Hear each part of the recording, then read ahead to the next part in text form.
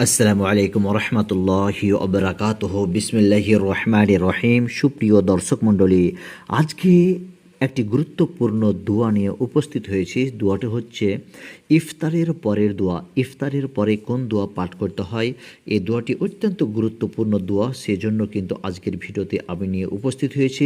আপনারা প্রথম থেকে শেষ পর্যন্ত ধৈর্য ধরে শুনলে আপনার অনেক কাজ হবে। ইফতার যখন আপনি করবেন বা ইফতার করা কমপ্লিট হবে, তারপর কিন্তু এই দোয়াটি আপনাকে পাঠ করতে হবে। ইফতারের থালাতে যেসব খাবারগুলি রয়েছে, আপনি খাওয়া দাওয়া করার পর আলহামদুলিল্লাহিল্লাযী ওয়াতামানা ওয়াসাকানা এই দোয়াটি না বলে আপনি এই দোয়াটি পাঠ করতে হবে আপনাকে।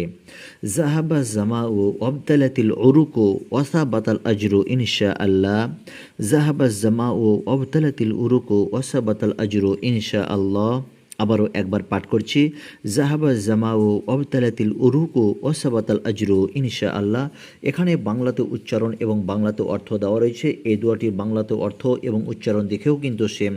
এই দোয়াটি আপনি মুখস্থ করে নিতে পারেন। আল্লাহ রাব্বুল আলামিন আপনাকে এই দোয়াটি মুখস্থ করার তৌফিক দান করুক, আমিন। আসসালামু আলাইকুম ওয়া রাহমাতুল্লাহি ওয়া বারাকাতুহু।